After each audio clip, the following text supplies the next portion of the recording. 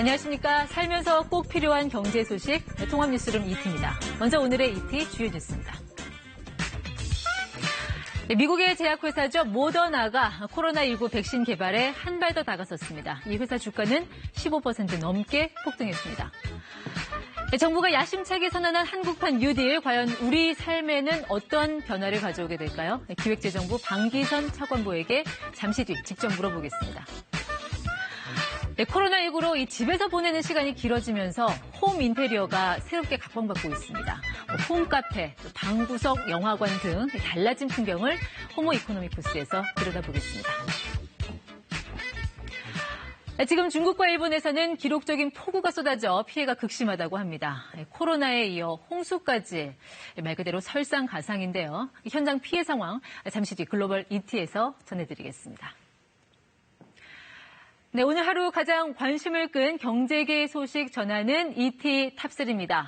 첫 주제는 드디어 백신 모더나 주가 폭등입니다.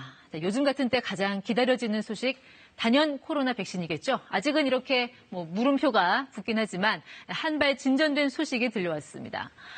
모더나, 코로나19 백신 개발에 한창인 미국 제약회사입니다. 바로 이 모더나 1차 임상시험에서 의미 있는 결과가 도출됐는데요. 시험에 참가한 45명 전원에게서 코로나 바이러스 항체가 형성된 것입니다. 일부에서는 이 바이러스를 무력화하는 중화 항체가 형성된 것으로 나타났습니다. 자, 이번 결과는 1차 임상, 즉 1상이고요. 2상은 진행 중입니다. 그리고 마지막 단계인 3상은 오는 27일부터 시작됩니다. 순조롭게 진행된다면 미국 보건당국은 이르면 올해 안에 코로나19 백신이 나올 것으로 기대하고 있습니다. 이런 소식에 모더나의 주가는 뉴욕 증시에서 15% 넘게 급등했습니다. 현재 코로나19 백신 개발에는 모더나 외에도 전 세계 100여 개 기업이 뛰어든 만큼 또 다른 희소식이 들려올 거란 관측도 나오고 있습니다. 다음 주제는요. 취업자 수 넉 달 연속 감소입니다. 코로나19 확산에 따른 고용시장 충격이 계속되고 있습니다. 지난달 취업자는 2,705만여 명으로 1년 전보다 35만 2천 명이 줄었습니다. 3월, 4월, 5월에 이어 넉 달 연속 감소입니다. 취업자 수가 넉 달 내리 줄어든 건 글로벌 금융위기 여파가 남아있던 지난 2010년 1월 이후 약 10년 만입니다.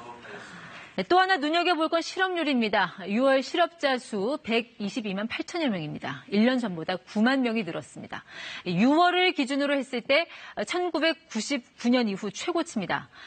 1999년 기억하시겠습니다만 IMF 외환위기 직후죠. 그만큼 지금 고용시장 상황이 심각하다는 뜻입니다. 정부가 선포한 한국판 뉴딜의 초점도 이 일자리 창출에 맞춰져 있는데요. 잠시 뒤 ETY에서 방기선 기획재정부 차관보와 함께 한국판 뉴딜을 통한 일자리 창출 계획 들어보겠습니다. 자, 마지막 주제, 칼 빼든 정부.